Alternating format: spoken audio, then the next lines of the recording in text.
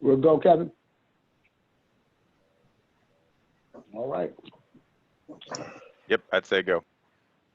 All right. Well, thank you, Kevin. Good morning, everyone, and welcome to the I-94 LAC-GAC virtual meeting. It's been a while since we all got together, and we're excited to be reunited with you. I just want to take this opportunity to wish and hope that everyone is and family members are healthy and safe during this very uncertain time. To kind of go through the Q&A portion of our meeting today, I'd like to hand it over to Kevin Welch, who will explain the Q&A portion.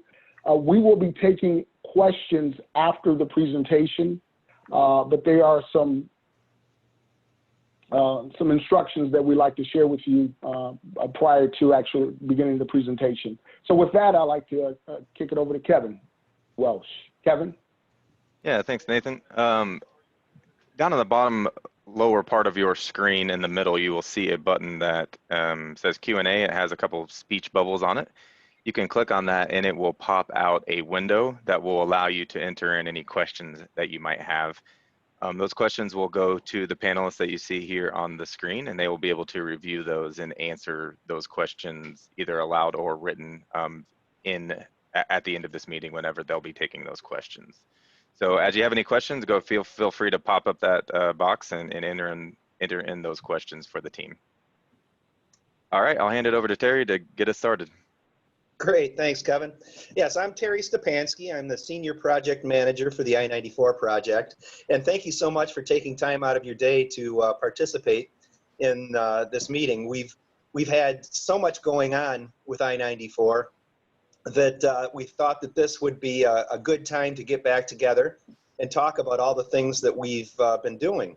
This is, we've reached a very substantial milestone in I-94, with I-94, and it's been, as you know, work's been ongoing in a variety of ways over several years. But recently, or about 2 years ago, we started the another environmental clearance process, and we just received approval from Federal Highway Administration on that. So we thought that this is the perfect time to talk and provide that information to you and the public in general. But so we're going to be talking a little bit about that. We've got the agenda up in front of us, of course, as I said, welcome, and we're going to talk in detail about the Supplemental Environmental Impact Statement, where we were, how we got there, everything that we looked at. So we'll be going into detail about the Environmental Impact Statement and the changes that resulted from all the comments and the stakeholder input and the public engagement that we've had over the past for several years. So then we'll talk about the advanced bridges. We've had those, as you've noticed, along I-94, we've had advanced bridge construction taking place for a number of years. It started back in 2014 or so. So we've been working on that. Then we'll go into detail about, as I said, the final supplemental environmental impact statement and the record of decision. We'll talk about property acquisition, because now with the Federal Highway Administration approval of the FSEIS and ROD, we can move forward on subsequent phases of the project, which include property acquisition, design, and construction. We'll talk more about our ongoing public engagement process that we're going to continue with, and then we'll have some question and answers, and of course, thank you and some closing remarks. The next slide. And here we are, just to kick us off and set the table a bit.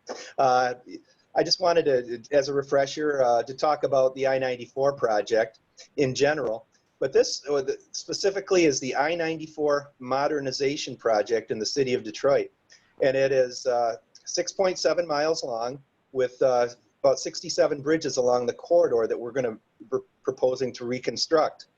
And back in 2005, we received our original environmental clearance to move forward on the project, but as a result of additional study, additional stakeholder input, and a variety of activities. No, you can back up a little bit, John.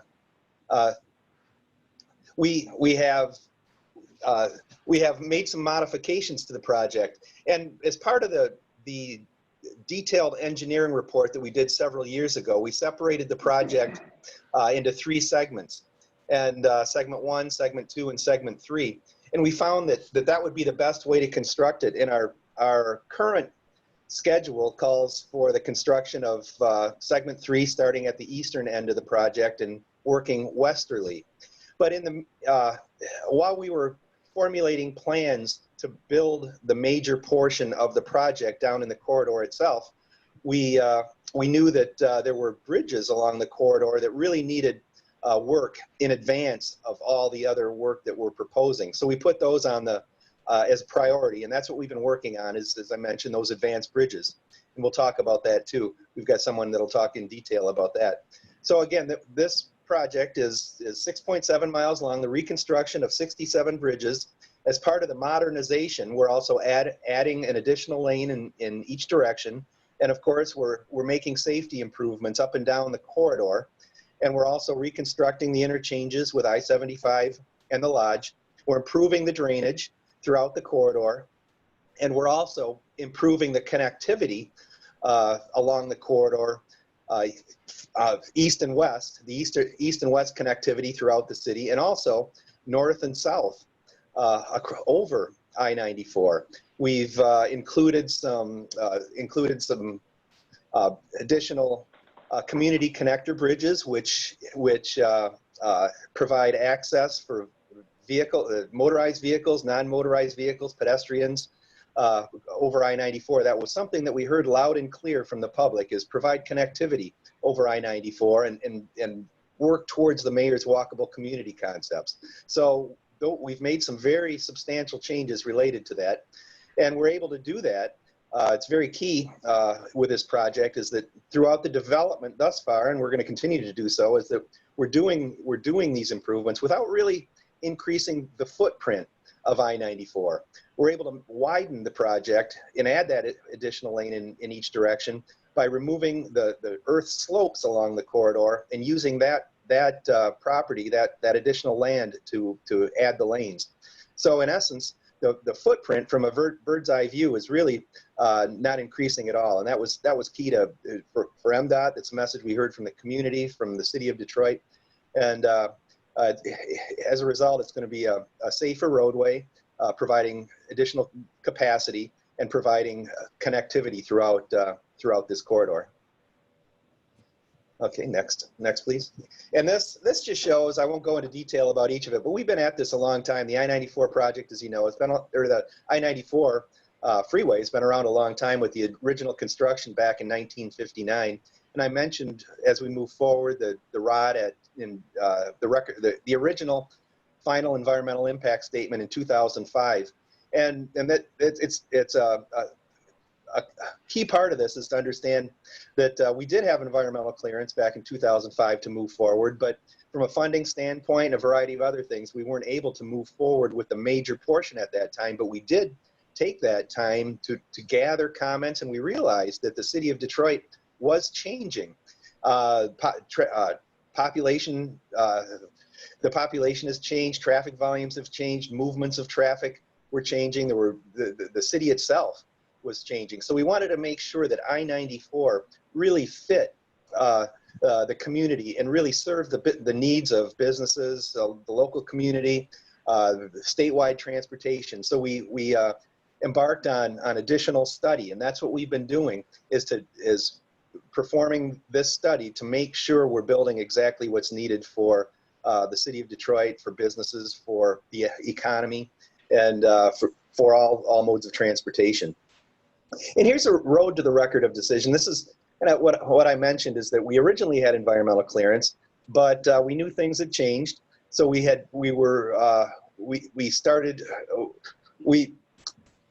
knew we had to look at our plan that we had in 2005.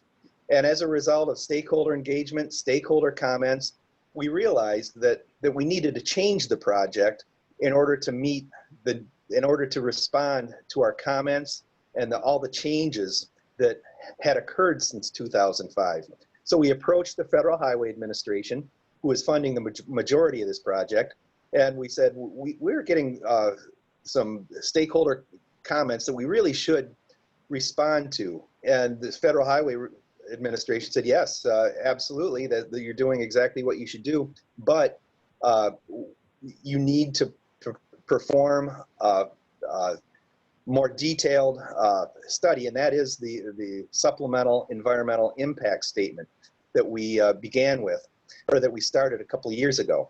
And we've been working through that process, seeking additional public comments, engaging stakeholders, incorporating those, evaluating alternatives, and presenting those alternatives. And now we've completed that document, and we're going to be putting it out for the public to see in the very near future. So that's where we are with the environmental document.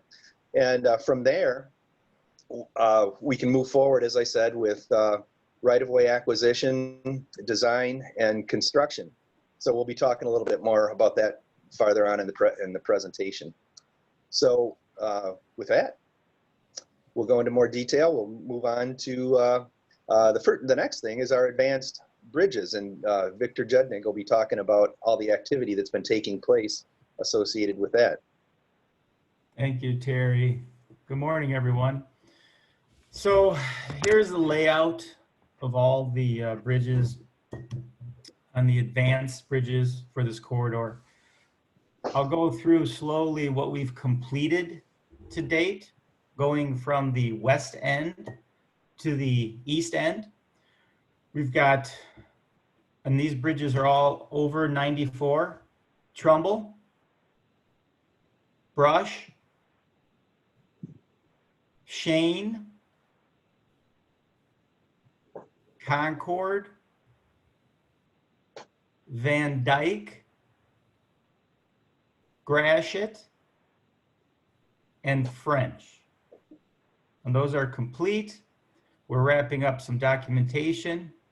Those have gone fairly well. We are currently working on, as many of you probably know, 2nd Avenue and Milwaukee over 75. That's the one bridge we're working on that is not over 94, but it's at 75 due to reconfiguration of that interchange for the future. East Grand Boulevard and Mount Elliott, which is right there at that GM Hamtramck plant.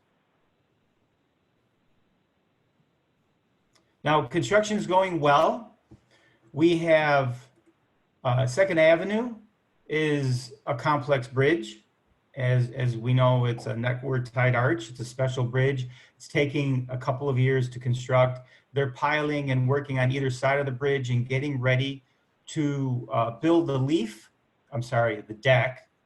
And they're going to move the deck then over the freeway into place. And that's a very exciting bridge in itself. At Milwaukee, currently, we demoed the bridge just recently. We are getting ready to work on we would say the east side of I-75 to cast that abutment wall. And then we'll be moving at Milwaukee towards the center to work on the center pier at Milwaukee. As you can see that snapshot there, we're getting ready to work in the center, and we're working on the east side of the bridge at the moment. East Grand Boulevard is further along for this year. You'll see the abutment walls are installed, and then you see some piling going in. The piling is in the center for the center pier, and that's just in progress. We're in the shift where we shifted traffic to the outside so that we can work in the middle, and we have room in the middle. Things are going well there. And Mount Elliott, we just recently, the weekend of July 10th, we demolished it. We are continuing to remove it. And there's quite an awful lot of utility work at Mount Elliott. There's a lot of road work and utility work just to prepare for the bridge. But we did demo the bridge. We will continue to demo the bridge for the next couple of weeks to really clean that out. Then start rebuilding Mount Elliott Bridge in its new configuration for the future configuration of the freeway and continue the utility work. The utility work is quite challenging, as you can imagine. It's an old part of town. There's a lot of utilities in the ground, and they're old. So those are challenges we meet every time we dig a hole in the ground. And with that, I'll be ready for any questions you may have for us while we're in live construction, and I'll pass it along to John now. Hey, Victor, do you want to touch on real quick what's up ahead, 2021, 2022? Yes, thank you. For next year, we have planned 6 bridges going from the west end. We are looking to reconstruct Rand River.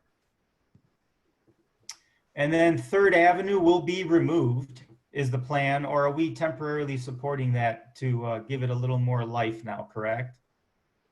We're looking at that right now. So right now we have it slated as removal, but we're looking to possibly utilize it in a different fashion. So we're analyzing that. It's a fluid topic, so stay tuned on more of 3rd Avenue. And then Cass Avenue gets replaced next year. We begin next year. And that'll be one bid project, those 3 packaged in one bid. Then there's another bid package to cover 3 more bridges more to the east end there. Frontenac, Burns, and Cadillac are the next 3 bridges. So those 6 will be active next year. We plan to get those all done for next year. And then in 2022, we have 2 railroad bridges. Conrail, we call it XO2, and then there's another Conrail XO1, and we have to keep those in service, and there's some challenges related with those as well. That's the layout for the next couple of years. Yeah, and one point of clarification, 3rd Street is still proposed to be removed as part of the overall project. It's just the timing that we're working on right now, potentially keeping it open or reopening it to help support some traffic flow while we construct 2nd and Cass. And that's something that's still being evaluated, and we'll keep everybody apprised with that. Yeah, and it gets more complicated due to the closures and the changes as a result of COVID. So the need to do that, we're evaluating all the needs and the effects to Wayne State University. So that's why it is somewhat fluid right now. Thanks, All right. Thanks, Victor. Thanks, Terry. So now we're going to move, Siri thinks I'm talking to her on my phone. We're going to move into the combined FSEIS and ROD presentation. What we'll cover here, I think everybody on the call on the LAC-GAC received the links to the project website that has the combined FSEIS and ROD document. It is published on our project website. And this part of the presentation will go through an overview of what this document is, what it means, what's included, and then a rundown of where to find things in the document. Hopefully everybody had a chance to kind of scan through things. And if there's any questions, we'll answer those at the end of the presentation. So what is a combined FSEIS and ROD? And what's included in it, it's how MDOT responded to the comments received on the draft SEIS and at the public hearing. There's a section in there that covers that. This also marks the approval of the alternative that will be built for the I-94 project. So that's really, we'll go through that. We've gone through that several times in previous presentations, but that alternative that everybody on this call and the stakeholders helped refine over the past couple of years is what will now be built for the project. Also included in this document are final mitigation measures or commitments that will be implemented to address project impacts. There's a section in there, and these are commitments that MDOT and Federal Highways will see through as part of the project, and we'll cover that briefly in the presentation. And the I guess the big picture of what this approval means is this allows federal funding for construction to be used for this project. That's really the fundamental reason going through the NEPA process is it allows MDOT to use federal funds to construct this project, and Federal Highways funds a majority of the project. 80% or so will be funded with federal funds. And that allows us to also, as Terry mentioned earlier in the presentation, to move forward with property acquisition, final design, and construction of the project. So you all received links, and this is just a quick rundown on how to access the document online. It's on I94detroit.org. On our homepage, we have this link at the bottom, view and download the combined FSEIS and ROD. So not only can you view it, but you can download and save it. And once you click that link, you'll bring up this web page to the right. And then on the left side of that web page, we'll have a series of links to the various parts of the document. You have the main part of the document at the top, and then each one of the appendices below that. And one of the things we do want to cover with this is, as we are dealing with COVID-19, typically, I guess the standard process is to place hard copies at repositories throughout the corridor, and this is what we did for the draft SEIS.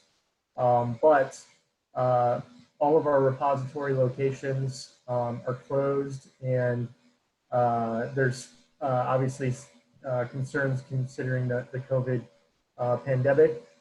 So we made the document available online on our project website. We've also sent out direct mailings of a guide to the document, which you all have or will be getting shortly, not only to LAC-GAC members, but all stakeholders within a half-mile of the corridor will be receiving a mailing. All the folks that have joined our emailing list will also be getting an electronic copy of that.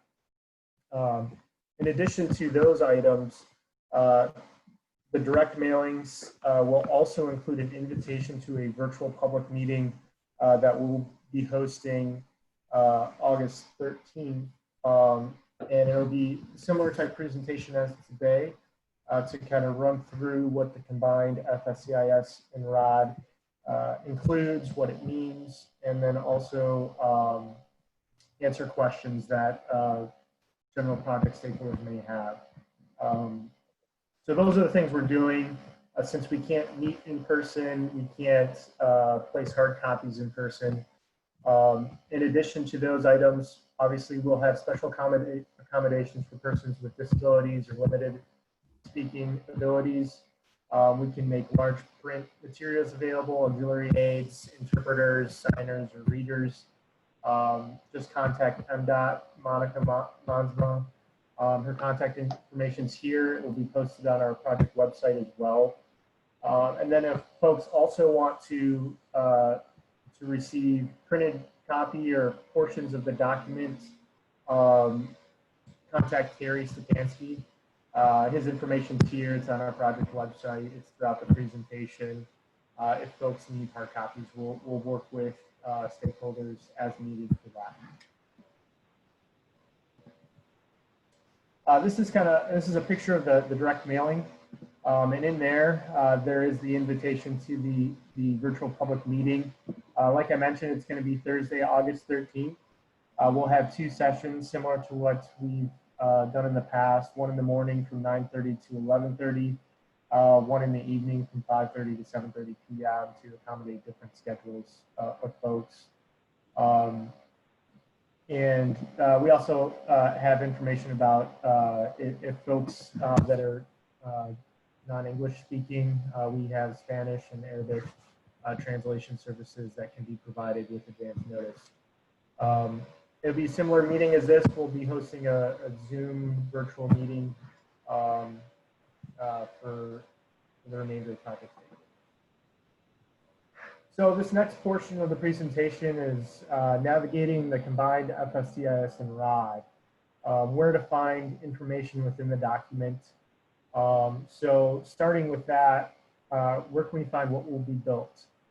So in Chapter 2 of the Combined FSEIS ROD, it runs through the alternatives that were considered for the project. This is a page from the document that highlights that. And the way that we actually developed this document is it references back to the draft. So as you read through this, you'll want to have the draft SEIS available as well. We'll reference different sections in there, and that is also available on our project website for your reference. But Chapter 2 gives the rundown of alternatives considered. And then when you hop to Appendix F, that gives you your plan sheet visuals that show what the alternative is going to be, how it's going to look. It also includes proposed property acquisition. So you'll see on here there's right-of-way lines that you can see where right-of-way will be needed for the project. And there's some green triangles on here that show commercial, residential, and billboard relocations as well. So all that information is included in the document for the public to review and reference. And we'll have more information later on regarding property acquisition, and if there's questions around that, what the process is going to be, and how that's going to look. So just recapping the selected alternative, as Terry mentioned up front, this is kind of a visual of what it looks like out there today. I-94 is 3 lanes in each direction, narrow shoulders on the inside. We have these big green grassy slopes on the outside of the freeway. And this is a visual of what it will look like in the future. We'll be widening to provide an additional lane in each direction, widening the shoulders. So, you know, it'll be widened shoulders on the inside and outside of the freeway to improve safety, allow folks that may break down, that get into a crash, a safe area to pull off the freeway out of the way of traffic, to improve safety. And as mentioned, these improvements are being constructed within the existing footprint of I-94. And we're able to do this by constructing retaining walls.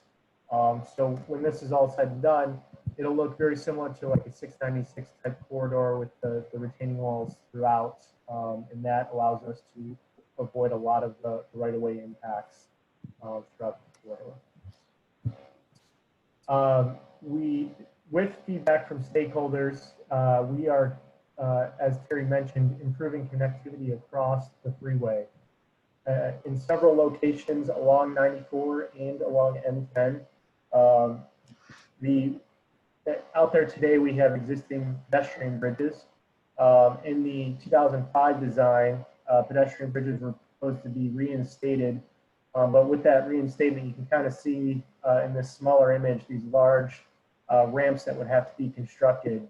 And in a lot of cases, those ramps were pretty impactful, more right-of-way impacts, and not very easy way for folks, or a quick way to get across the freeway. It took a lot of time to climb up those ramps and over the freeway and back down. Through the feedback we got from stakeholders working with the city of Detroit, we developed this complete street bridge concept. Provides direct access across the freeway, much quicker access for not only vehicles, but really these are focused on bikes and pedestrians and reconnecting the grid. You can see here in this example, where there was a pedestrian bridge, now we have this reconnecting the city grid and reconnecting the neighborhoods across the freeway. And one of the big improvements here is, as well as you can see that the property impacts with those big ramps are now eliminated. This is a street view of that complete streets bridge. You can see it's very wide, wide sidewalks, accommodations for pedestrians and bikes, and narrow vehicular lanes that are more designed as a residential streets. to promote slower speeds. And then the other thing that's being implemented as part of this project are a series of community connector bridges. And through the stakeholder engagement over the past couple of years, 3 locations were identified as being really very important connections for the community, and higher traveled with pedestrians, and so the community connector bridges have a little bit more robust design than some of the other ones. This is the Connor Avenue interchange, and the community connector bridge here is this non-motorized bridge. It's only for non-motorized traffic, so bikes and pedestrians only. It is where the Iron Belt Trail crosses I-94. And just to orient everybody, we're looking south towards the river. This is Wayne County Community College here. This is a really nice design because it, with this interchange here, we're moving the non-motorized traffic away from these busy intersections with the interchange to this new non-motorized bridge that will cross I-94. It will have all of the bikes and pedestrians off of Connor Avenue on this nice bridge. We're also looking to provide a connection right into the Wayne County Community College campus and allow access there. This is a visual of that bridge. It's a wider structure, and you can see we have space for bikes and pedestrians across this bridge. This is just a concept, and we'll be looking to refine this concept as we move through final design.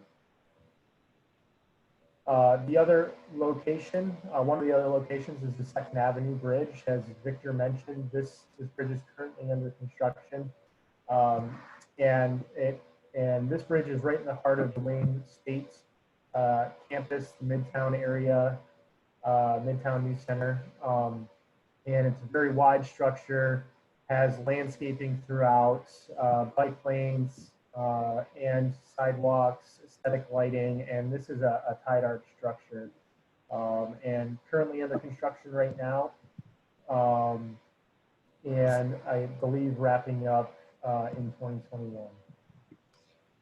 This is a visual, a street level visual of that, and through the coordination with City of Detroit and stakeholders, these bridges, this one and Cass Avenue, which we'll touch on in the next slide, were designed so that you can cross the freeway not feeling like you're crossing the freeway. And that's kind of the wider design and aesthetics kind of crossing the bridge and the aesthetic lighting. So it's a very nice structure that will be constructed here at 2nd Avenue. Similar design as Cass. You'll have the landscaping that is included on the structure, the aesthetic lighting, bike lanes, and wider sidewalks. This is also a street level view of that as you're crossing 94. So moving on, one of the big things I'm sure folks are interested in is how MDOT responded to public comments made during the official comment period and at the public hearing. So at the beginning of the report, table 1.3 includes the comments received and the responses MDOT has put together in response to those comments. And just navigating the table, we did receive similar type comments, so we tried to group those comments into specific topics, and then providing a response to those comments here. And there's several pages of these in table 1.3. The other thing that is in this document is all of the actual handwritten comments that were received, as well as the transcripts from the public hearing. All of those are found in Appendix B. So as we mentioned, we did in table 1.3 try to group similar type comments, but you can see all of the actual comments in Appendix B of the report.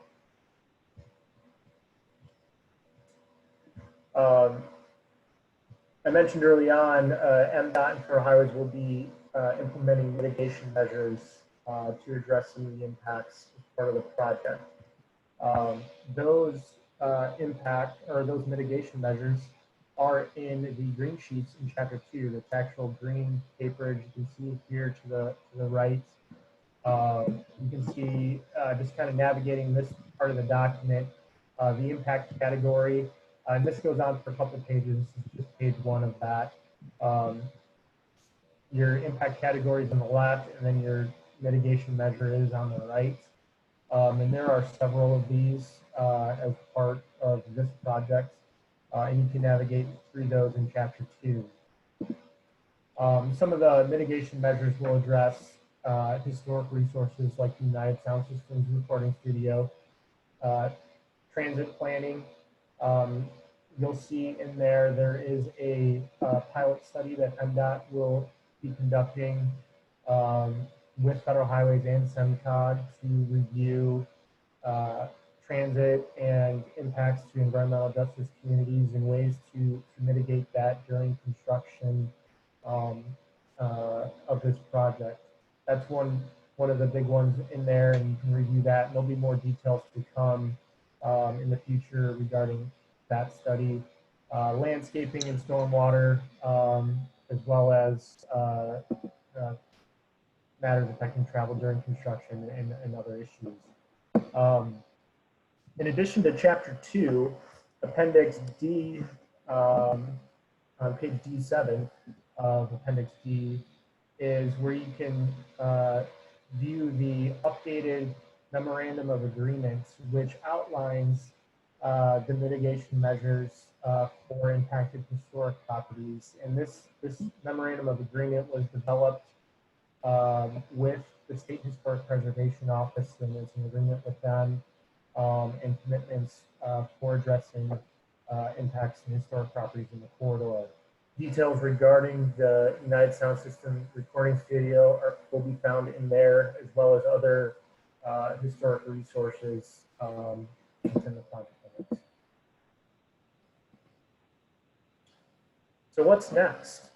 Now that we completed the I-94 record of decision, we indicated that this allows MDOT to move forward with property acquisition, final design, and construction of the I-94 corridor.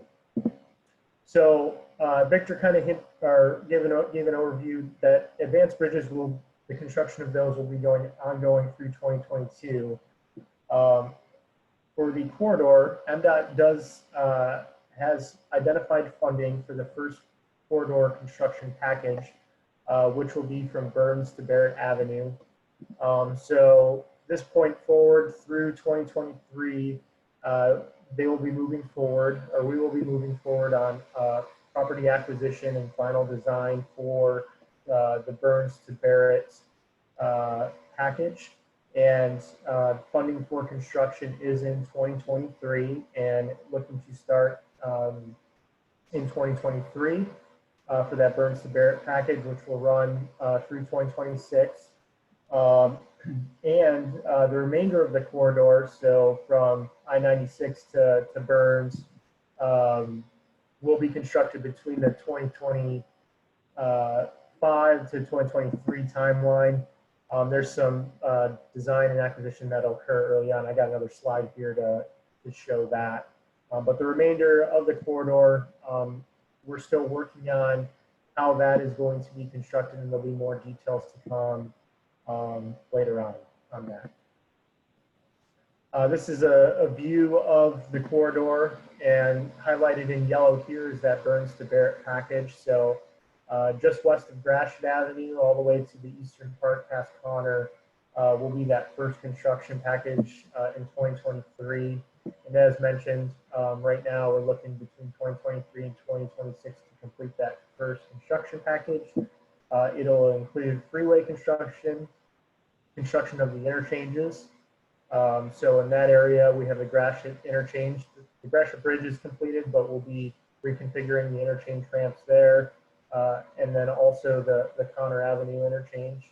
The bridges, service drive improvements, drainage improvements, and more, landscaping, and green infrastructure, that sort of thing, as part of that package.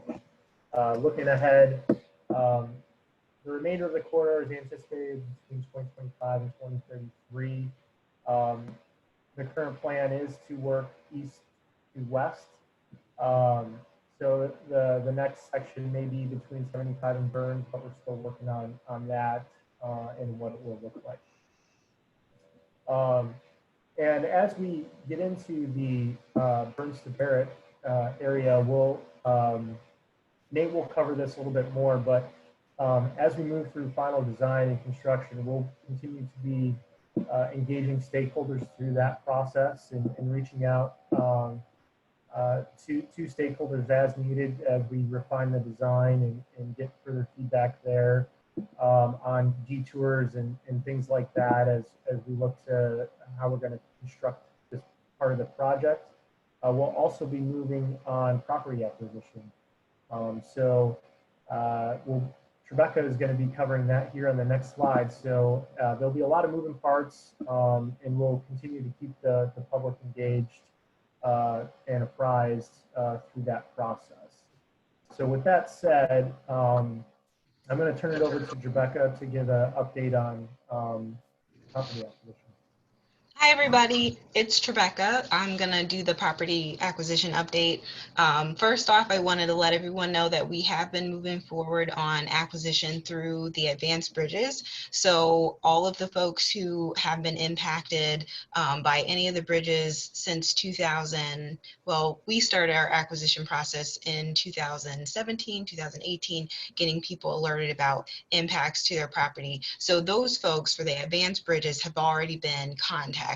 Anyone who is going to be impacted by a bridge that's going to be under construction both this year and next year have also been contacted. So when will I know if my property is needed? You will know very, very soon. We start our acquisition process very early to get people alerted and to let them know about the process and what their rights are. Everybody is covered under the Uniform Act in the United States, and so federal funded projects are required to give you advance notice. They're required to provide you an offer in writing, and they're required to provide you with ample time to make a decision and review your fair offer for your property. So if you are impacted in any way by this project, you will hear from our team and you'll be able to ask questions and get feedback and go through the process undisturbed before construction happens, well before construction happens. For relocation assistance, relocation, fortunately for this project, has been very minimal.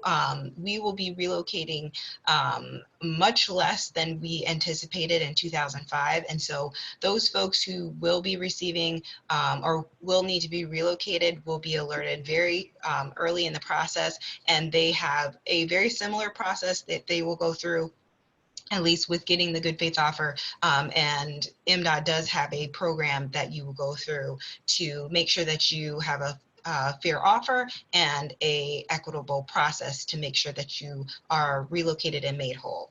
So if you need to be relocated, you will know immediately upon your offer or immediately upon someone reaching out to you from MDOT, and we'll make every effort to make sure that any services available to you, whether it is on a federal level, state level, or city level, that those resources are available to you to make a decision. So the land acquisition process starts with the survey and appraisal. That's where we'll go out and we'll take some photos. We'll make sure that we have the correct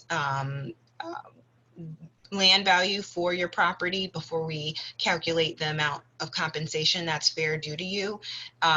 Upon you receiving an offer, you'll be able to look through that appraisal, look through that survey, and also negotiate the compensation should you decide to. And then after negotiations, we have a settlement where you would either go to a closing if we're purchasing your property, or you would be paid money directly if we just have something like an easement or a temporary impact.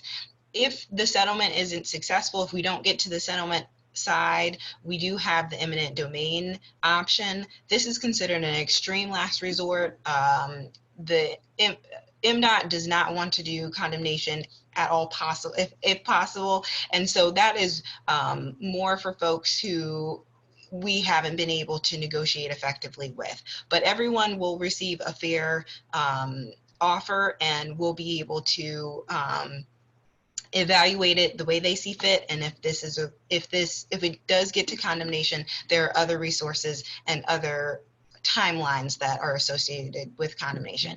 And then finally, relocation assistance. This comes after you've been paid or after the court settles the matter, and that will give you ample enough time to move through moving your stuff before construction happens. I just want to really quickly talk about something that has come up in recent years.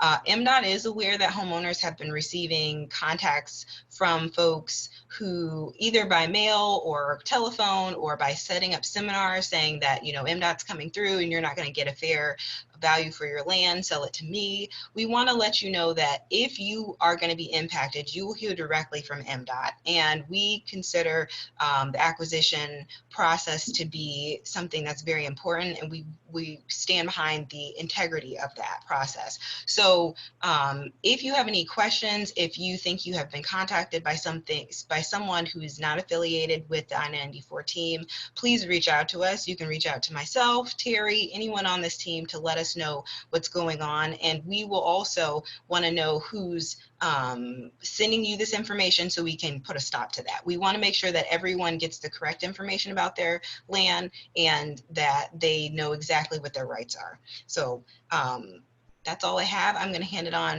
hand off to Nate Ford for public engagement.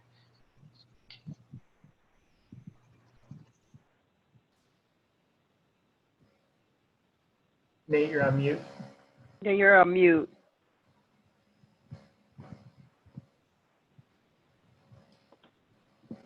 There you go.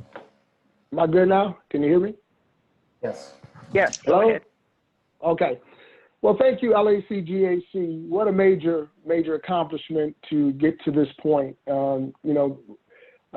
Publishing the ROD is no minor accomplishment. And because of the diligent work from this group, the LAC-GAC, your counsel, advice, and guidance through this process, together we have made, I think, a major accomplishment in publishing the ROD. Thank you. But our work is not over. We still have a little ways to go. And ahead of us, as Trebecca mentioned, will be really kicking into gear our property acquisition. And we want to make sure that that process is transparent and the integrity of that process is viewed with a high lens, if you will. So that is going to be a critical component moving forward, and we're going to continue to rely on your assistance and counsel in getting the word out and making sure that we hit the constituencies that we need to hit and that we deliver the right message to our constituencies. We will be seeking feedback in the coming weeks and months on landscaping and aesthetic features as we fine-tune the final design for the 94 project and road closures and detours. We want to make sure that we minimize traffic impacts throughout the neighborhoods, throughout our residential communities as much as we can. We want to start now in seeking that feedback and getting the word out that the project is coming. And that Burns to Bear is going to obviously be the first phase of our major construction project on 94. So that is going to be a critical component in our traffic mitigation, road closures. But we are confident that with your support and counsel and guidance that you've given us to this point, we want to continue that, that we think we can lessen the pain, if you will, when construction actually begins through a very robust continued robust stakeholder engagement, outreach, and communications efforts. And with that now, again, I want to thank you. I can't thank you enough. What a major accomplishment. And we look forward to working with you in the coming weeks and months, actually in years, as we continue our journey together for the I-94 project. With that, I want to kick it back over to John, and we will get into our Q&A portion of our presentation. John? Thanks, Nate. Before we get started, I know we have a couple folks, additional folks that joined the call. Kevin, would you be able to give another quick rundown of the Q&A process so folks that join late know how to access the Q&A part? And, yeah, no problem. Questions? Yeah. So down in the lower middle part of your screen, you should see several buttons that you can click on, but one of them will say Q&A, and it has 2 speech bubbles above it. You should be able to click on that, and that will pop out a new window that you can enter in any question that you might have. That question will go to our panelists here that are giving this presentation, and they can review that and answer your questions live here. So go ahead and click on that Q&A button in the bottom of your screen. That'll pop up a window, and you can enter in any questions that you might have. It looks like a couple of you already have. So that's all you got to do. All right, thanks, Kevin. So we have 2 questions right now. So as folks type in their additional questions, I'll start to answer some of these. So the first one is asking, or I guess the question is Connor Bridge supposed to be a diverging diamond interchange now? So to answer that question, we are looking at the Connor Avenue interchange and making updates. And the reason for that is with the new FCA plant expansion there's going to be some additional traffic through that interchange. So we've been working with the city, FCA, and the traffic needs along Connor and at the Connor Avenue interchange. And one of the options that we are looking at is a diverging diamond interchange. It would not impact the Iron Bell Trail Bridge. It would just focus on the interchange itself and addressing the increase in traffic. So we're working through that now. There's still evaluation to be completed for that. It will need to go through an approval process with Federal Highways as well. But that's something that we're working on right now. And that is actually a good question too, because we talked about some continued stakeholder engagement. And there'll be more updates on that that will be shared as more details are defined for the Connor Avenue interchange. Yeah, go ahead, Terry. Oh, I was just going to say yes, but I want to add that it does look very promising. Our initial study did show that it does address the needs of the Fiat Chrysler plant in order to provide the northbound movements on Connor to the westbound I-94. So yes, it does look very promising, but we didn't modify the graphic because it's not an absolutely 100% done deal yet. We still have some more work to do. We've been talking with Federal Highway Administration, and it looks very promising, but it's we still have, as John said, we still got some more things to do with it. And kind of part 2 to that question is, shouldn't there still be head and bike connections on the Connor Bridge? And what about people that need to get to destinations near the bridge itself? They would have to go a mile out of their way to cross. Simple accommodations should exist with high comfort features on separate bike and ped bridge. So the answer to that question is the Connor vehicular bridge will have accommodations for non-motorized users. So looking at it now today, Connor North, well, north of Shoemaker, kind of where the Wayne County Community College is, and then across 94. There are on-street bike accommodations. When we reconstruct Connor, the Connor interchange, we are looking to take those on-street bike accommodations off of Connor. They will go onto the path that we showed in one of our previous slides that will be on the west side of Connor for bikes and pedestrians. So they are separated from Connor Avenue. But we will carry sidewalks along Connor and across I-94 on the Connor Bridge. So the current plan does have sidewalks there. And the reason is similar to what it was stated in this question, is there's folks that are trying to get to connections further, well, across the freeway, and there's a subdivision there on the southeast quadrant of the interchange. So sidewalks will be provided through the interchange, but there won't be on-street bike lanes.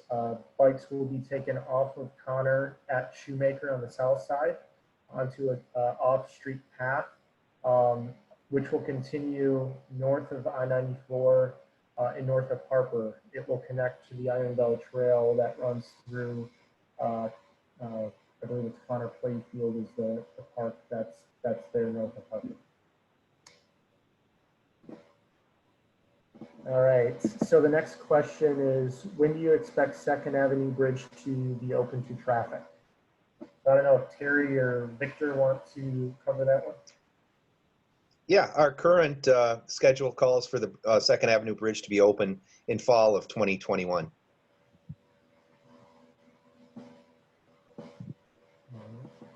Thank you, Terry. Next question is, were any of the landscaping projects specifically included to act as buffers to reduce particulates? And I think that's in reference to air quality. How many trees are included in the construction? So I guess to answer that question, I don't know that we look particularly at landscaping reducing or I guess improving air quality, but if I can get 1 second to navigate to the document, I can get to the part where it talks about our tree replacement policy, or the commitment for the tree replacement. Give me 1 second here. I believe it's a 2-to-1 tree replacement, but I do want to verify that. So under the green sheet of the document, so page GS4, tree removal and tree clearing, we have this paragraph here. So tree mitigation will occur at a 2-to-1 ratio. So if we remove 1 tree, we put 2 trees back. The shrub replacement for the project will be a 4-to-1 ratio. So we remove 1, we put back 4. So that's the overall plan. We also have for landscaping that was developed through our stakeholder engagement process. This was a little bit further back in the project, was our landscaping and aesthetic design guidelines. I believe those are available online, but that details some concepts and some themes from the landscaping and aesthetic features that will be incorporated as part of the project. So I think that's available for folks to view. You can see some of the aesthetic features that will be incorporated as part of the project with some of the advanced bridges. We have the constellation pattern on our retaining walls that will be on the freeway, and our barrel arch structures that are incorporated as part of the bridges. So that information is available, and hopefully I answered the question regarding the tree replacements as part of the project.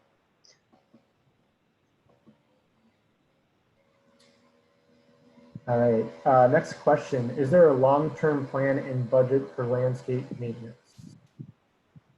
So I don't know, Terry, if you want to take that one. Sure. Yeah, as we move forward with each component of the project, we've done this with the advanced bridges, and we'll continue to do this throughout the development of the process. Is work closely with the City of Detroit or other stakeholders on how best to maintain the landscaping that we're doing. We've so far negotiated landscape agreements with the City of Detroit on the landscaping we've put down, and we'll continue to do so. So it'll be a joint effort to make sure what we put there has the best chance possible of thriving and achieving the effect that we're hoping to get with our landscaping.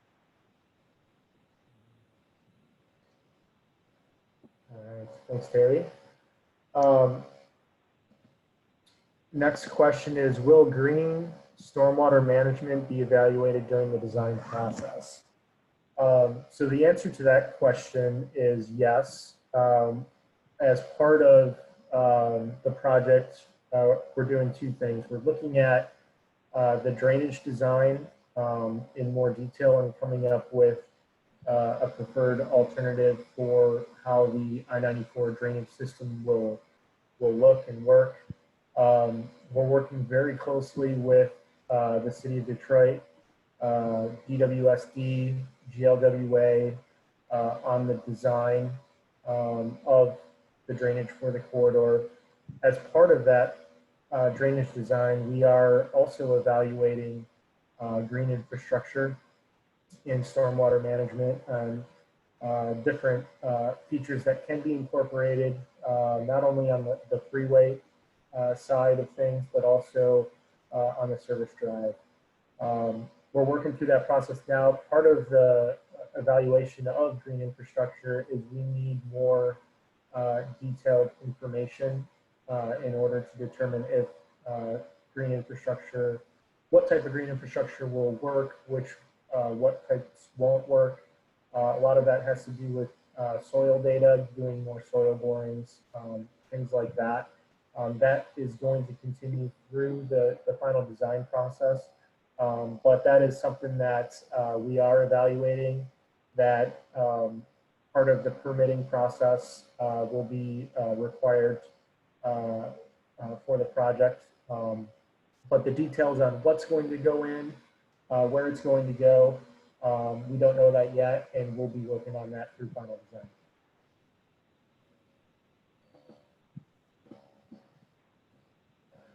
Any other questions? I think that's all I have queued up right now, but I'll give another minute or so for folks if there's any other questions.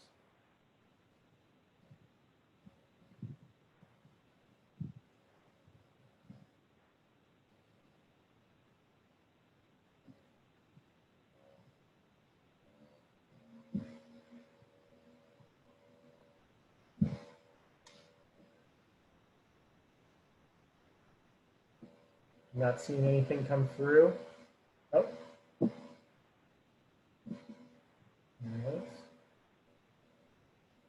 right. Nothing coming through. So I don't know, Terry or Nate, do you guys want to have closing remarks?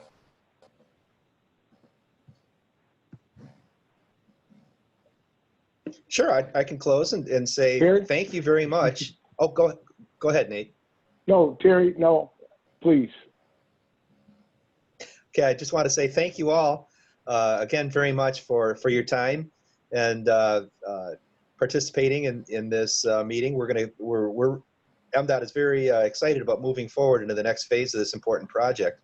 And in order to build the project that we envisioned, we certainly have to continue and want to continue engaging the public and informing the public of developments with the project.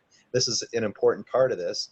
And again, I really appreciate your time, effort, comments, and participation in this process. And I'll turn it over to you, Nate. Yeah, yes. Terry, one more question. This might be for you and Nate. Todd Scott asked, will the LAC-GAC continue to exist during construction, or is the LAC-GAC now completed? No, we are going to continue through this process and have updates as we feel necessary. This group is an important part of our outreach. Would you like to add to that, Nate? Absolutely. Thank you, Terry. Yeah, nowhere near are we done with the LAC-GAC. As a matter of fact, we're looking to retool and continue our journey because the journey is not over. We still have a lot of work to do, and we still need your counsel, guidance, and support to accomplish that work. So thank you for that, Terry. No, the LAC-GAC is still will still be very active, and we'll continue throughout to the very end. I'd like to add something. In fact, we're looking for new members of the LAC-GAC. We're really looking to expand the group. And so if you have ideas for people who, and organizations who should be a part of that, please let us know.